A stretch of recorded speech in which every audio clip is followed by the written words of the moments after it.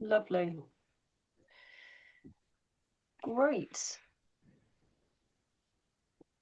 Is that awkward, Danielle? Should I stop it and start it when everybody's in? I mean, I don't know how to cut the beginning off the video. Shall I? What would you prefer? Yeah, stop it. Stop it. Yeah, I'll stop it. I can edit videos if we need to. Hey, Phil.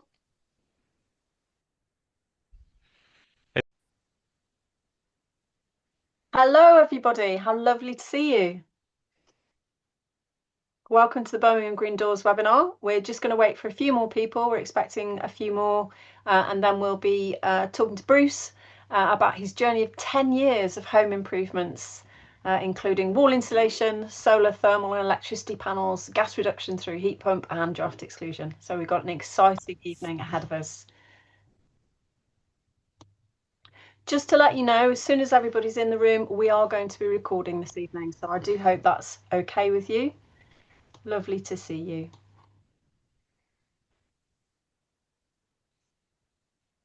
And how many people have we got so far? 1, 2, 3, 4. I think we're expecting another 5, aren't we, Phil? Possibly. We'll give it another 2 minutes, everybody, and then we will be moving forward.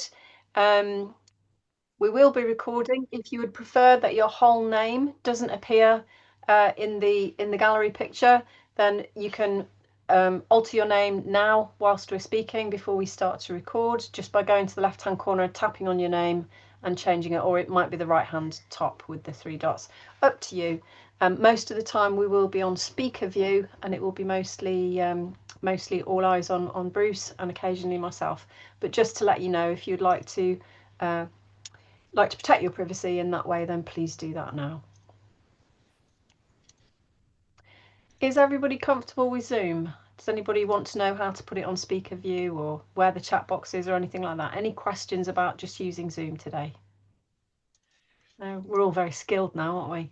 Things have changed. Lovely. Lovely question from David in the chat box there. Please do respond to that, just so we know you can use the chat box. There'll be a Q&A later. So if you'd like to pop in your answer to David's question, who's done some energy efficiency measures so far, and anything you are looking to do? Thank you, David.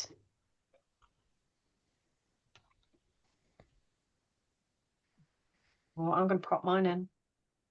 Messages. Okay.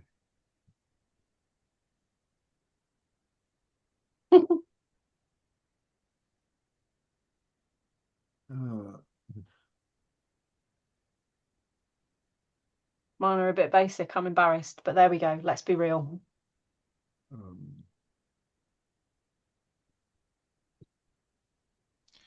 Learning how to use your heat controls is a very good one, Steph. Well, yes, it has made a difference. I have met lots of people who don't know who could do with some more education on that. Absolutely. I do lots of teaching with Phil, and I remember a real light bulb moment when he told me that in Denmark it's something that you get taught in primary school, isn't it, Phil? How to use the heating controls. I guess it's so cold in Denmark, if the heating went off, you might die. So, you know. Yeah, they do teach it at primary school in Denmark and also in Germany. And also when I advised somebody a couple of weeks ago who again was from Germany, and they're one of the very few people that I've advised that already knew how to use their heating controls because they learn it from childhood. There we go. Excellent stuff. It's 7:04, so I think as long as nobody minds, we are going to start now. Phil, if you would like to start recording, just to let you know we are recording. If you'd like to change the way that your name shows, so it's just your first name to protect your privacy, please do that now using the 3 dots in the corner of your picture. Thank you so much for answering those questions. Welcome everybody to the Birmingham Green Doors webinar. We are going to be talking to Bruce this evening about a 10-year journey of home improvements to his 1930s house. Really looking forward to that. But just a few words from our sponsor, so to speak. David, would you like to just tell us where we are and who's sponsoring us? Hi there, everyone. My name is David Chapman. I'm Green Homes Lead at Solihull Council. We've been working with the Green Doors team to run a few events so far across the Solihull area. Recently visited Bruce's property, which was a wonderful tour, and we do have other tours coming up as well, so keep an eye out on the website for those. As I said, we at Solihull Council have been working with them. I'll put some links in the chat later on, and this was basically funded by the Midlands Net Zero Hub, so thanks to them for funding us as well. And I'll pass you back to Steph for the interview with Bruce. Thank you, Steph. Lovely, thank you so much. We've got some of the things you've done in the chat box there. If you haven't already, could I ask you just to pop into the chat box, what are you most looking forward to learning this evening? What are you most looking forward to learning this evening? And that way I can nip back to it, and when I'm asking Bruce questions, I can make sure that we cover those things if possible. We'll be chatting with Bruce for about 20 minutes while he talks us through the home improvements he's been making, and then we're going to have a quarter of an hour where we can discuss your questions. David has some links for things that he thinks you might be interested in, and then we'll be finishing promptly, probably just before 8 o'clock or at 8 o'clock itself. So, are there things that you are looking forward to learning coming up in the chat box? I think I can see some things. In the middle of a deep retrofit. So obviously there will be things here. And Merle is insulating an upstairs. Things about the warm home scheme. Great. And wanting to spark a community retrofit. Excellent stuff.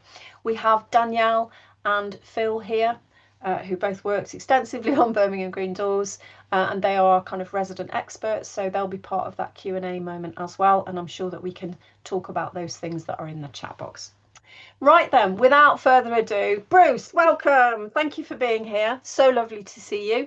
I'm going to pop you on speaker view so I can just see you. Actually, I'm going to pin you. That would be more effective. There we go. Lovely. You are pinned, Bruce. You're in the middle of my picture. So, Bruce, welcome. Thank you so much for spending your time with us. We're just going to kick off with a little get to know you question. What's currently going well in your life or work, Bruce? Good question. Well, I stopped working 4 years ago, so that was interesting. And my wife believes I haven't, because I've stopped doing clinical work. I'm a plastic surgeon for children's faces at Birmingham Children's Hospital the last 22 years. But I've actually put my energy into research for children's faces now, and I've got 2 universities working with me, and I do about 2.5, 3 days a week of that. But I'm also doing more exercise, been to the gym this afternoon, stuff like that. Excellent stuff. Skiing holiday. Thank you so much. So, Bruce, what was your house like when you started? Well, our house is a 1934 what we call single-skinned house. I think it has 2 layers of bricks, but there's no gap between the 2 bricks. So it's very thin, yeah. And it's on a waterproof course. And the previous owners had it for 57 years. We loved the garden. That's why we bought it. And our children love the garden. And we thought, here's a project, because it's got single windows, got a loft which could easily be converted. We have 3 daughters. We thought that'd make more space. And we had lived in the Himalayas for 11 years previous to that. And we'd had no electricity the first 3 years living there, and had gas to cook on, stuff like that. And we got hot water from our roof by just putting black pipes on the roof. And the first thing we did when we came to Birmingham was we got a grant for £1,000 to put thermal solar water on the roof of our house. And it's been there for 23 years now. And it's fantastic, frankly. I don't know why people don't do it more often. It's one of the cheapest, easiest kills, a fraction of the price of solar. We were told it would take 15 years to pay off the gas bill, the equivalent, sorry, to save it on the gas bill. And it was done in 7 years.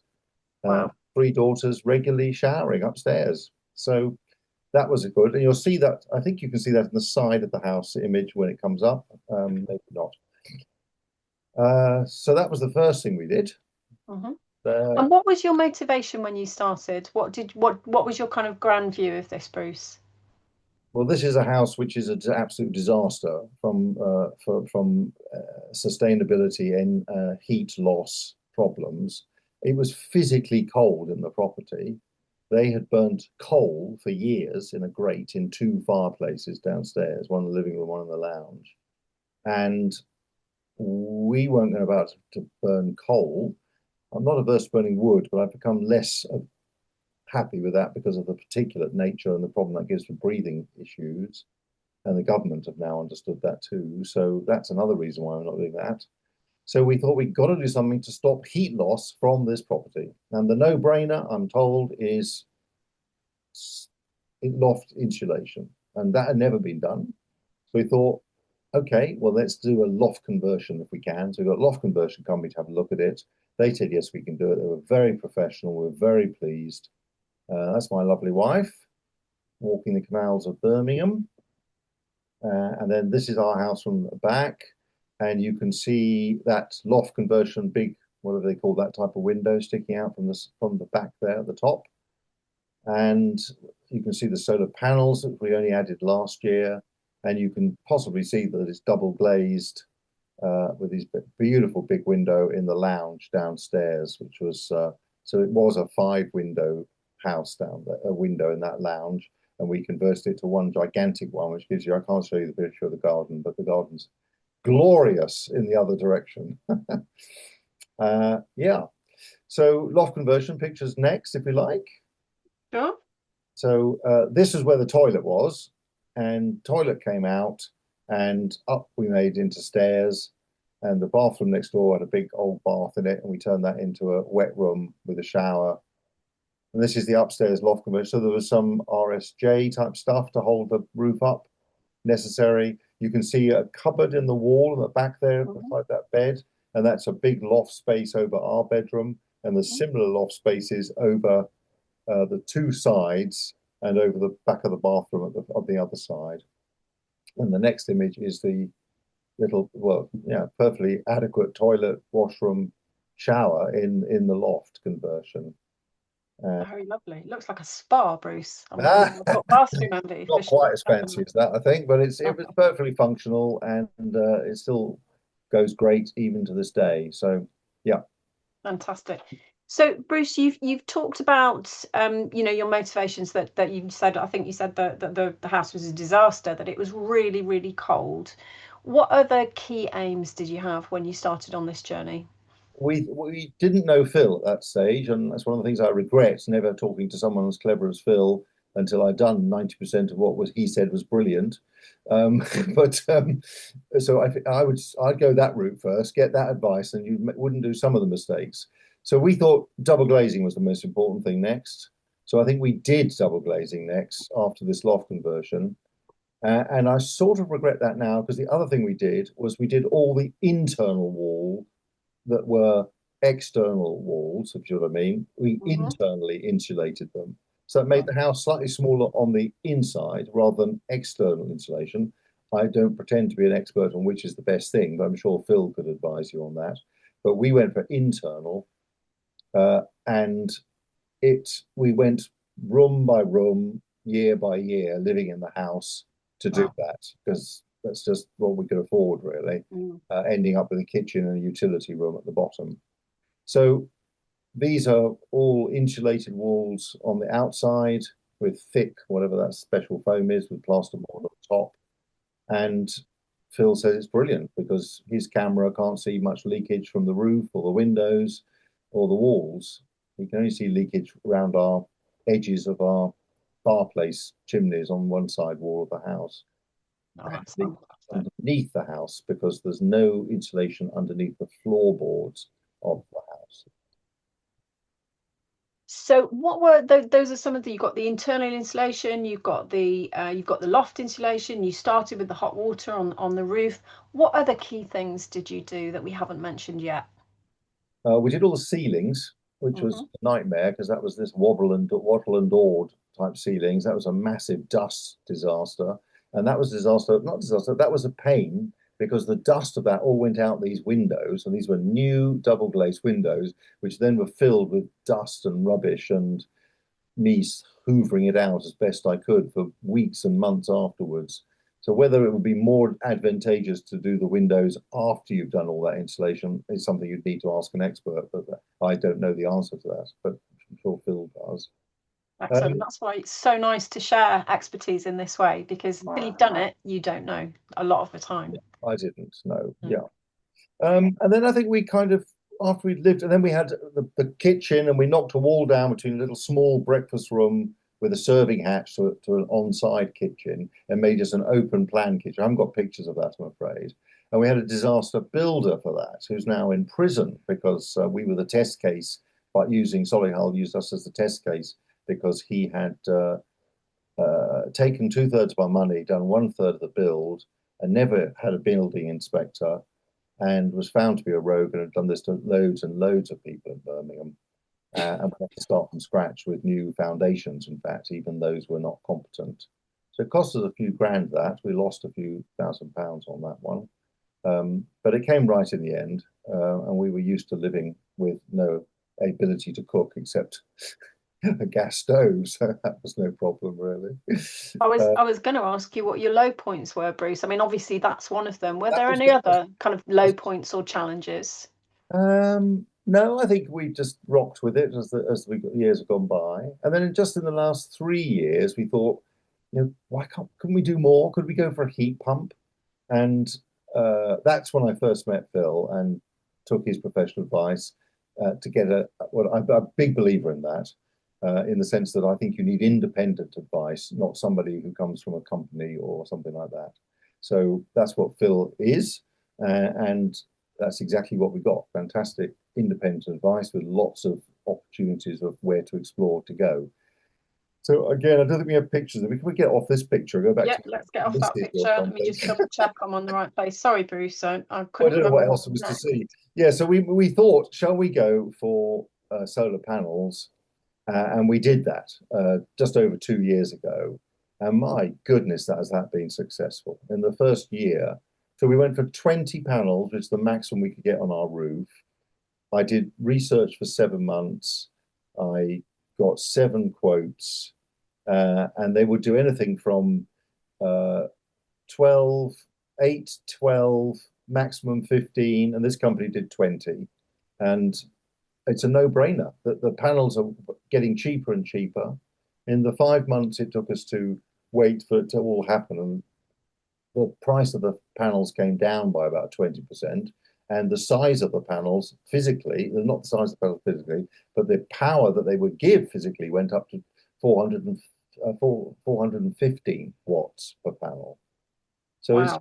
it's just, and then we've got the biggest British battery we could get on the market, it was a 13.5 kilowatt.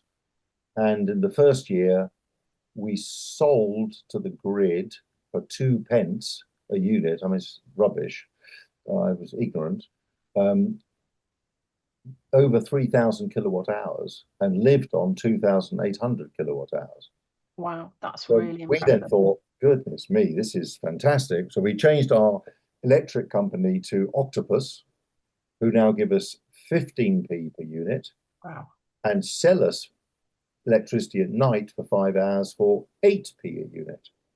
So most of the summer, we have a full battery from the sun, or enough from yesterday, or topped up overnight for 20-30% at 8p to top it up. And then I get my 8p back because I sell so much to the next day and the sunny day at 15p. So of course, that's not true in the winter. No, but that's extraordinary. So I have the controls. I fill the battery at night up at 100% now in the last month, and get through a whole day on that in living in the house. We use the dishwasher at night. We completely changed the kitchen to a no longer gas cooking kitchen to electric induction kitchen completely. And then we thought, what else can we do? And we thought we could buy an electric car. So my wife and I've never bought a new car in our lives, married 41 years, believe it's a complete waste of money to get an old one that works for another 10 years, which is what we have. So it's why you'll see a 17-year-old diesel Ford Galaxy on the drive, because that's done us for 17 years. When we bought it was 5 years old, I think. But we have bought a new EV car because it has a 60 kilowatt battery, We charge it at night, or we charge it during the day with the sun, depending on the time of year, and it's fantastic, and we love it. So we thought the Absolutely. only thing left to do is a heat pump. So we thought we got to do that. And Phil's thought was, well, your problem with that one is you're losing 11%, I think he thought, of our total heat underneath our house because it's sitting on mud, basically, with a gap, an air brick, whatever. So we have oak floors, and we did not want to rip those up. And Phil advised this idea of a robot. It was a little clever system, and this delightful lady came out from Wales and dug up a hole in our lounge, took up the carpet, and disappeared with a head torch underneath the floor. And then she came back about 5 minutes later and said, "It's not big enough. It's the height is not the 15 centimeters I need between the mud and the top of the rafters of the floorboards." And then if it had been, I think it was down to about 12 centimeters. They have a robot that sits in the space, powered by Wi-Fi outside the house, and it sprays the foam underneath the floorboards back and forth. It takes about a day, day and a half, and then you've got completely sealed underneath. So we then looked at heat pump anyway, and we decided in the end that it was not going to be cost effective. Not that I'm a bit of a person who believes we should actually pay the money and win the battle with climate change, but which I definitely did with the solar panels. But we thought we would not win the battle with heat pump. We couldn't stop this 11% leak, although Phil's again given us 2 more ideas of a different type of under carpet insulation we could add. And we'd have to change the radiators to be big enough to fill the house with the heat that you could get from a heat pump. And that'd be another huge capital expense. And we were surviving on a gas boiler, which was 27 years old. Wow. And it's serviced every year and it hadn't broken down. So why replace it? But actually, we thought, no, it is worth replacing because the government's going to stop us buying them soon, which I completely agree with personally. But we could change it to a condensing vented, is that right? Or I don't know what it is. Phil knows this stuff. Phil will pop it in the chat box for us. Super powerful gas boiler with an intelligent, bigger hot water system that would take it from the roof in a sunny day, which it does all the time, or top it up to 55 degrees, 60 degrees with gas during the winter, which is what it's doing right now. Extraordinary. There is so much there, Bruce. You've done so many things. In the audience, please be assured that I'll be coming back to the chat box when we've heard everything from Bruce and answering some of your questions. There's so much there, Bruce. What are you most proud of? Ooh. Whichever thing. Well, I don't think I'm proud of anything really. I'm not proud of not having asked for advice sooner rather than later. I think that might have helped. What am I proud of? I think I'm just fortunate rather than proud. I can afford the capital expense and therefore make the investment. Yeah. But I'm so excited that when I do that, it's not what the naysayers say, it takes 22 years to get your money back, electric cars don't work very well, and you drive 10 miles, all this stuff that people blah on about. It's just not true. It's the opposite is true. That's one thing. My mind's gone. I had another thought. That's okay. I've got another question for you, which is, where do you feel the most benefit? What is the kind of the happiest thing for you and your family about the things that you've done to your house? That's hard to say, really. Well, I'd say the first 10 years it was that we got a warm house with the insulation, loft insulation, wall insulation, double glazing. We had nice warm water. It wasn't costing us money half the year. So that was great for the first 10, 15 years. And I think now the solar panels are an absolute game changer. And I think that's the way to go to stop burning fossil fuels. And heat pumps, I think, are a slightly more critical, harder to discern issue. Fantastic. Thank you, Bruce. can you tell us what is your EPC rating on your 1930s Well, home? now it's an A minus or something, which is amazing because it was a D up till now. With all those other changes, it was still a D, but the solar panels were somehow as. So for me, living in where I live, a £19,000 investment for the biggest battery and all those solar panels actually has probably added £20,000 minimum to the cost of, to the value of my property. So the Wow. next person to buy it is going to want to have it for the solar panels, aren't they? Most likely. That does sound good. So you've got your loft conversion, you've got all of that lovely thermal hot water, which, while your daughters were living at home and were using the shower all the time, you made your money back in 7, not 15 years. Could you tell us, I don't think you've told us about, correct me if I'm wrong, your intelligent hot water cylinder? Yeah, so again, this is something I kind of researched, and it's a way, I don't quite understand it, but it's a way of controlling how much hot water you've got, keeping it there with different temperatures at the top to the bottom, and controlled by primarily the hot water from the roof coming into it. And then when that doesn't happen, gas burning to produce hot water the other way up. And it learns. We've already tinkered with it, my wife and I, because we wanted to make it. We don't like burning our hands in hot water under taps anyway. So we've dropped it down from 70 degrees, which the installer had left it at, and put it down to 58 degrees, I think. So you've got to prevent yourself from getting Legionnaire's disease. Yes, I was going to say. And the other thing that's intelligent about this is it does it for you automatically.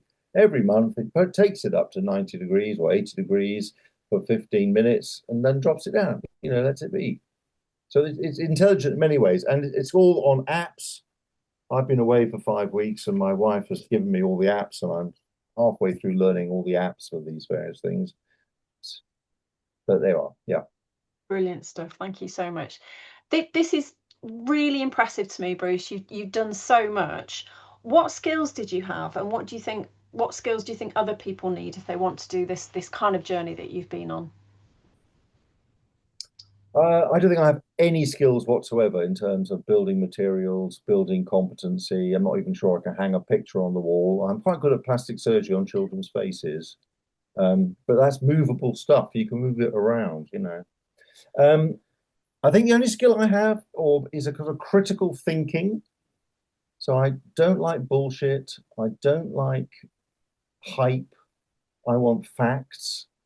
And because I don't know anything about the subject I was researching, buying a car, buying solar panels, buying a heat pump, I just went on the internet and just kept on researching.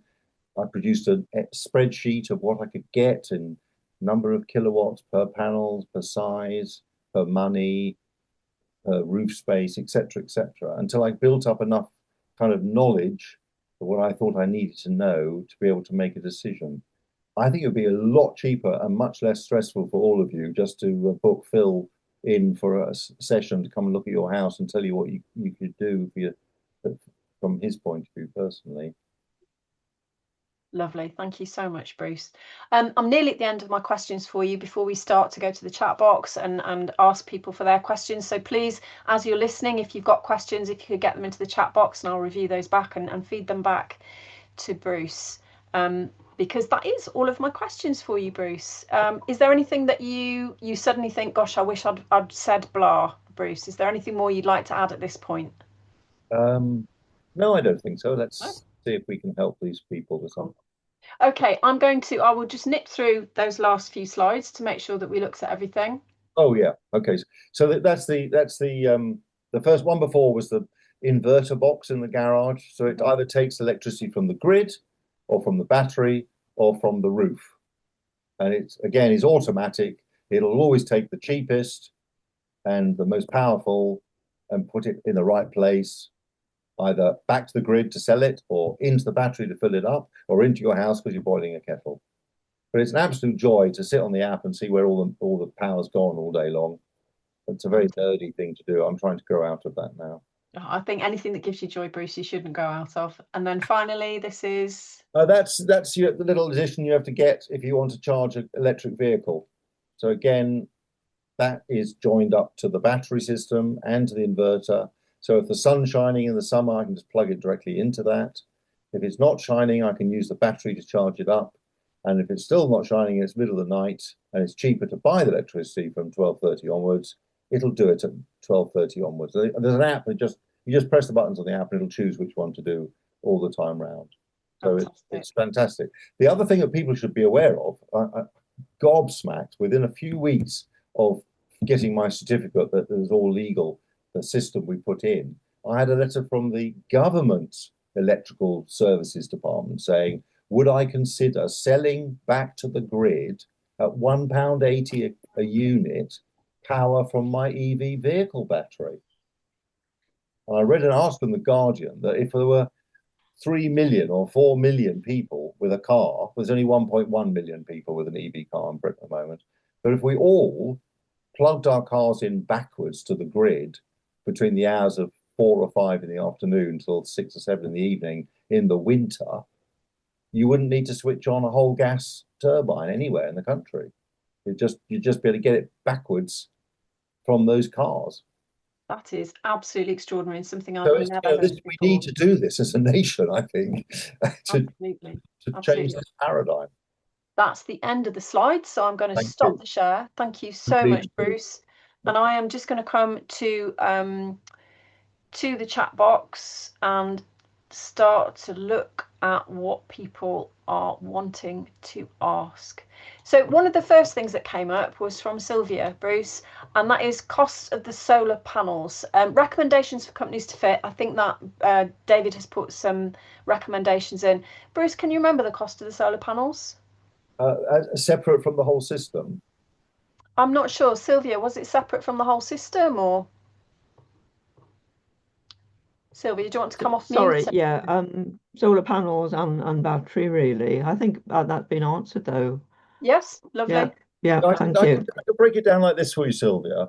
The total cost was, I think, 19 grand. Yeah. Which I got 19 solar panels and a 13.5 kilowatt battery, which is about the size of a gigantic suitcase in the garage. I mean, really gigantic suitcase. You couldn't pick it up type suitcase. And the inverter and the wiring and the connections, blah, blah, blah. So the cheapest bit are the panels themselves, and they're coming down and down and down in price all the time. And the most expensive bit is the battery. And that's the quality of the batteries are going up and up. Even Teslas now use BYD Chinese batteries, for example. But I went for a British company because I researched they have a system whereby if any of the battery sections fail, they can take it out and put it back in. Whereas if a Tesla battery fails, the whole thing's in the bin, get a new one. Plus, they gave me a 12-year warranty on the battery. So that was another reason why we bought the car up front, because I'm buying an EV car with a 60 kilowatt battery. That's pretty big, with a 12-year guarantee on it. Well, you can't get a 12-year guarantee on a car. I mean, but you can on the battery. That's what you're buying, really, a battery on wheels. So those things made logical sense to me as a worthwhile investment, really. Yeah. Thank you so much. I've just got some questions that I think might actually be more for Phil. We've got some questions, Phil, about Trustmark and about Checkatrade, particularly in light of the scandals that are breaking, which, Phil, obviously you knew about, but all the stuff about insulation and bad building work. Phil, can we trust Trustmark and can we trust Checkatrade? What do you think? Okay, in terms of Trustmark, and whether Trustmark is an adequate safeguard for householders, I think there is a degree. I think there is a degree of complacency about Trustmark. And I'm not convinced that Trustmark gives adequate assurance to householders. And the fact that the National Audit Office report into Eco4 found such a high failure rate demonstrates that the current regulation system is not working, and Trustmark are part of that. So some of you will have noticed that a couple of weeks ago the government published the Warm Homes Plan, and the warm, so there will now be a period of implementation of that. But one of the things that it said in the Warm Homes Plan is that a new agency is going to be set up called the Warm Homes Agency. And my interpretation is that that will take on regulation and take over will replace existing regulation. And so, no, it's not adequate, and it looks as if it might be replaced. And who knows whether the new regime will be better. I mean, Checkatrade is not a government body or a regulatory body, and obviously anybody can go on there. In terms of finding reputable contractors, there's no magic bullet. I've issued some guidance, which I'll put in the chat, which people are welcome to download and might find useful. And it also includes some names of contractors that I consider reputable based upon my experience. Incidentally, I need to update it. And Bruce, I'd love to put the name of your plumber in it, because I've been asked twice this week for a plumber that can work with intelligent hot water systems. So if you could remind me the name of your plumber, that I would be very grateful. Robert Lovell. Robert Lovell. Okay, thank you. Right. The recording will capture that. So there is no magic bullet. However, my guidance that I issue to householders gives you some pointers as to what to look for and what questions to ask. And I'll post a link to that in the chat, and hopefully you'll find that useful.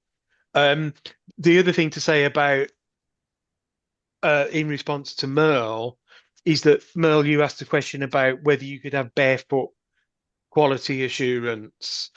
And interestingly, under the current regulatory regime, there is no requirement for any independent quality monitoring of installations of insulation or solar panels or anything, and therefore it does not really, it does not happen in the default system.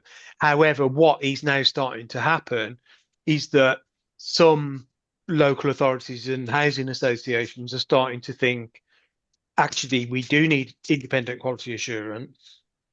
And so, and they're doing that on a voluntary basis, that they're not required to do that. So there is a shift. And so at the moment, I am doing quality assurance, independent quality assurance for a couple of housing associations and a local authority. And I know other people that are doing similar work as well. And that's something that they asked me to do. So that is an increasing role. As to whether a community could do it through a barefoot, community activators approach, I think you can and should. And as Merle, you may be aware, I'm currently writing a funding application for some organisations, and part of that project, if it comes off, is that I'm going to put on a training course for people who want to do independent quality assurance, whether they're volunteers or professionals. And Merle, you and your colleagues would be very welcome to come on that, because and there are various levels of quality assurance you can do, and so you don't need. I think the point is that, yes, I've got decades of experience of doing this, and therefore I'm an obvious person to do it. But what I'm trying to find a way of doing it is making it possible for people who don't have decades of experience, to give them the tools that they need to do some rudimentary quality assurance, and sort of shift the balance, really, because there definitely is a need for that. Fantastic. Thank you so much, Phil. David, I'm just seeing that you've popped into the chat box that there are examples in Birmingham of community groups working on home retrofit. David, would you like to add anything to that? Yep. So the ones that popped to mind, ACOX Greener So this is a group that was set up a few years ago, to my understanding, by somebody who is I believe, a trained engineer and very interested in retrofit, basically supporting his neighbours to engage with the various grants, and also just do what they can on a DIY level to actually retrofit their properties. And I want to say the other one is Borsal Heath. Is that right, Phil? I feel like Well, I've said the wrong one, but this there is is a retrofit group up that way that as well. there are. This is contested territory, David. Okay. Because there are people who would. There are other people working on retrofit in Borsal Heath who have a very strong track record, and it's contested territory. Yeah. Would you like to say anything about the Borsal Heath project, Phil? Well, what's happening in parts of Birmingham at the moment, specifically Acox Green, Sparkbrook, Tyseley, and Borsal Heath, is that Birmingham City Council are working with a number of community-based organisations with a track record on energy advice, of which Mech Trust and Acox Green are the biggest, and Retrofit Borsal Heath is running a smaller project. That doesn't mean it's not significant. It's smaller, but still a significant project. But there is it's quite murky territory. Okay, well, we'll move on from that. Any more questions? Shaz, you've got your hand up. What's your question for Bruce? Well, I have a question, but I'll answer that. I'll respond to that previous point as well. Don't forget there's a community energy cooperative called Community Energy Birmingham in Birmingham, which Phil used to be the secretary of, and we're doing some energy advice at the moment in things like GPs and community centres. When that funding does come to an end in March, but from there we'll be working on a project with University of Birmingham where we'll be going and getting some thermal imaging cameras and going around Borsal Heath, Tyseley, and Castlevale. And we'll be doing some workshops and some thermal imaging sessions with residents who have been identified as, as Phil said, those areas are at low income, and so there's lots of funding going towards work in those areas. So there's that. But my question in terms of retrofit though is, Bruce, you've done a wonderful job in your house, but you've still trapped yourself into gas. Do you have a plan to get out of gas eventually? Bruce, are you going to get rid of the gas eventually? I think we can't, Chaz. That's the conclusion we've come to, regretfully, because we're virtually not going to use it. Plus, we pay a huge daily standing charge for something we virtually don't use. So,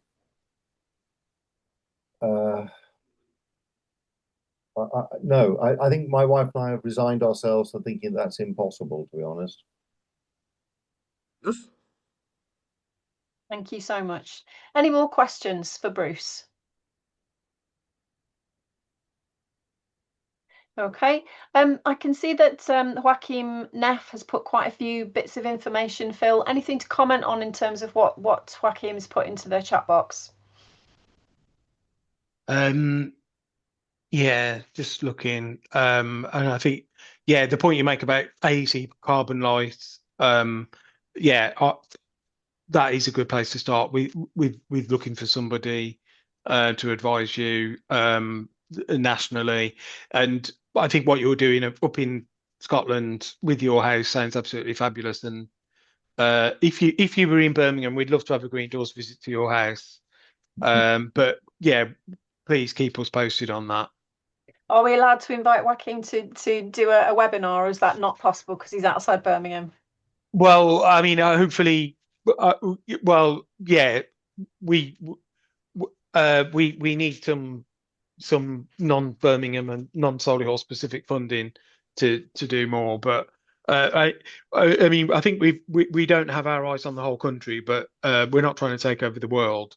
But I think I don't see why we shouldn't have a little virtual trip to Dundee. Excellent stuff. Joaquin, you want to come in? Yeah, absolutely. I mean, I think it doesn't matter where the retrofit happens. There's always stuff to learn, and I'm living in a 1970s ex-council home. You know, cavity wall, masonry cavity wall, suspended timber floor. I mean, there's lots of those in Birmingham. There's lots of those everywhere in the UK.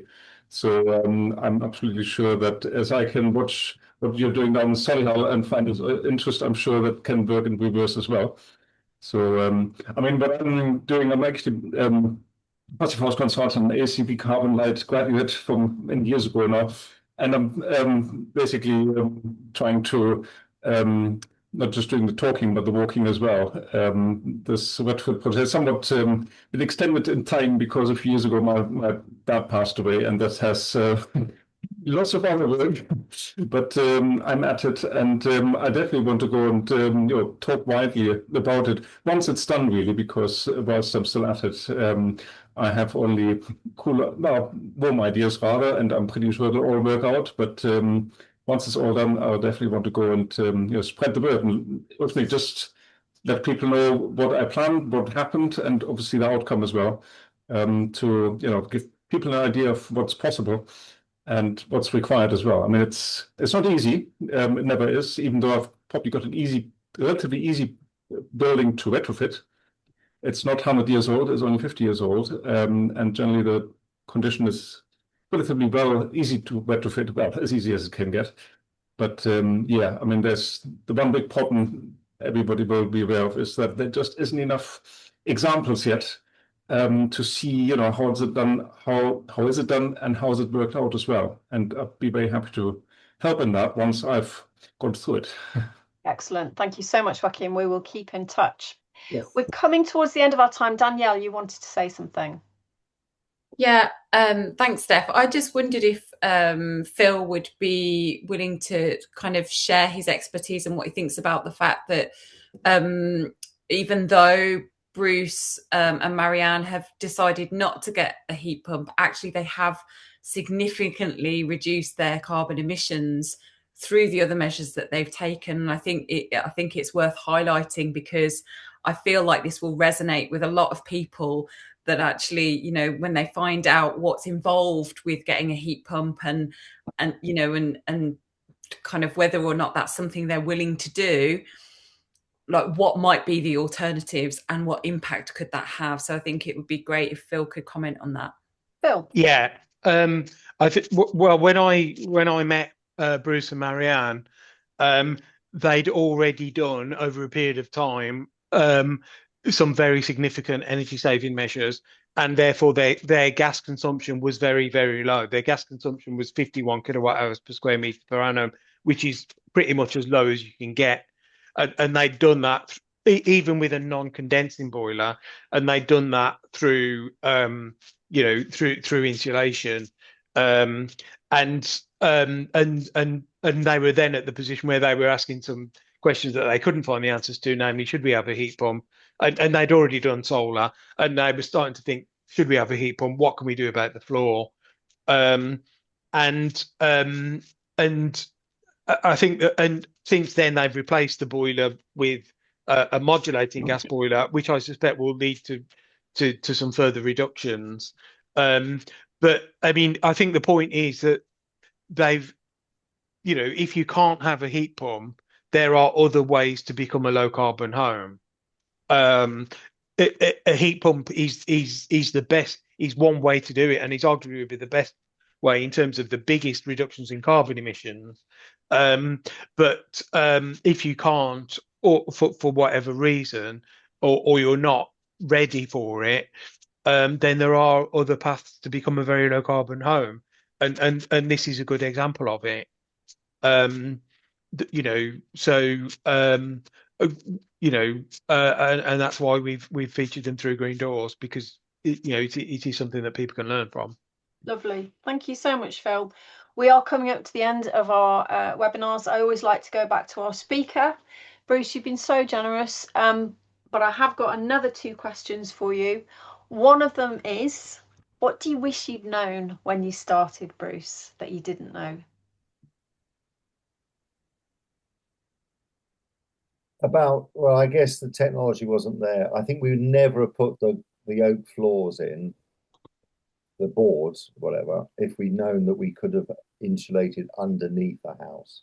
That concept didn't exist in my head. I didn't understand that these houses were built on mud, that were standing on top of mud with a 12 to 20 centimeter gap between your floorboards and the mud. So I think but then I don't think heat pumps existed then. We looked, I don't know if you remember this, when we first moved here 23 years ago, B&Q was selling back of garden wind pumps.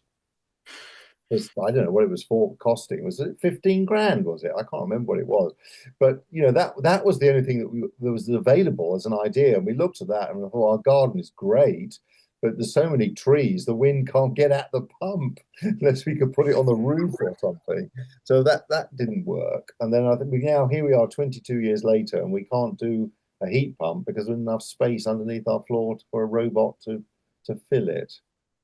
And we just don't think it's appropriate to rip up all the whatever. So it's a relativity thing, isn't it? It's a kind of moral relativity issue, I think, somehow.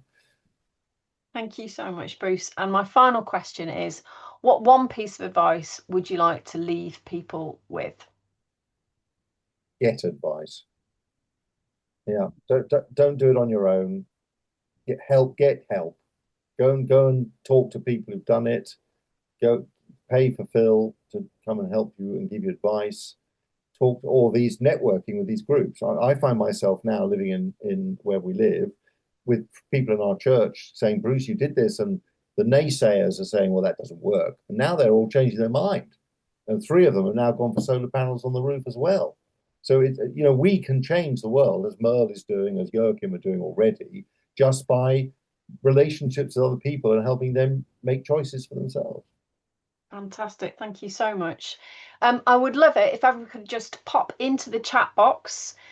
What is your biggest takeaway today? And I will get that question and pop it in. What is your biggest takeaway today from all the amazing things Bruce has talked to us about?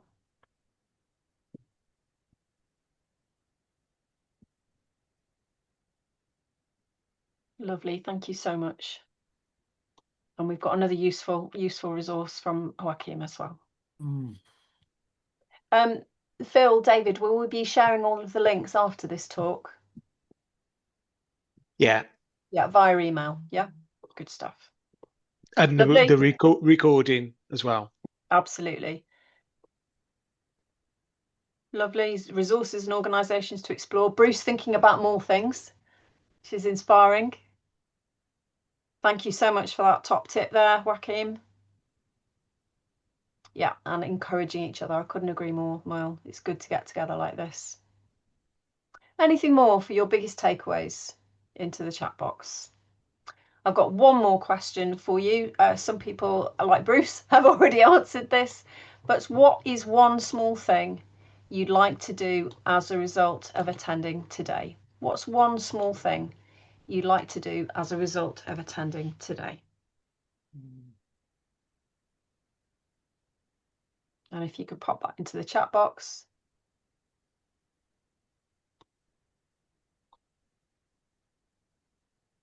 Lovely. Looking at all the websites, reaching out and helping others in your local community.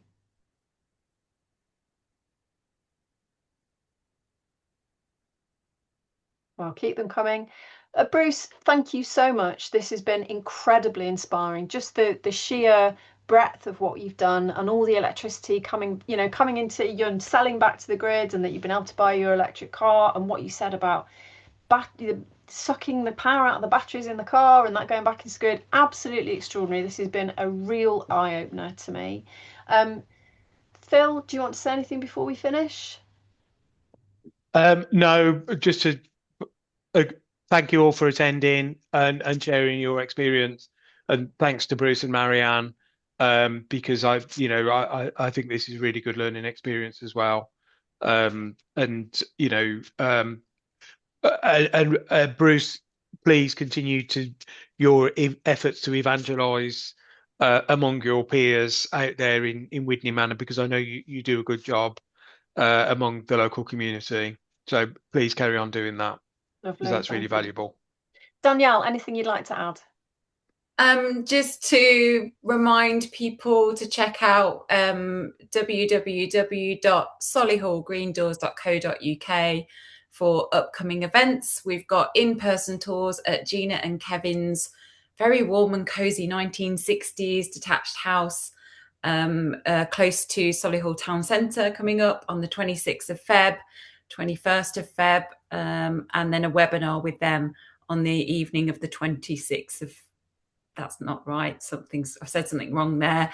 20th of Feb. I'll just go and check out the website. So the dates are there. Thanks. Fantastic stuff. David, anything you'd like to say as we end? Sorry, it took a moment to unmute there. No, that I think it's just wonderful that so many people are working on this. About 26% of the carbon emissions for Solihull come from domestic houses. So there is a lot we can do just in our local, well, in our immediate home to have a large effect on the environmental issues that this creates. And we're also here as a council to help support where we can people to make those changes. And it's one of the key reason of my job is to be there to help guide and support. So please do come in and talk to us if you need help. I've put the website in the chat as well. And yeah, keep at it. There's lots we can do. It improves lives and improves health and reduces bills. But thank you all for being here this evening. Thank you so much. Really quickly, Merle. Yeah, this is a quickie for Bruce. On another wonderful Green Doors event, we went to see a home owned by Louis Bowick, and he has a completely hopeless home. It's a single wall brick Edwardian building, and he's a heating engineer, and he has very successfully heated it with a heat pump, slightly oversized. It's very possible, even if the house is not perfectly insulated, and he's saving a lot, about 75% of his emissions prior by putting in and he's saving a little money, but the carbon emissions are vastly better. Phil knows him and can make the connection. Thanks. Lovely. Are we going to finish there?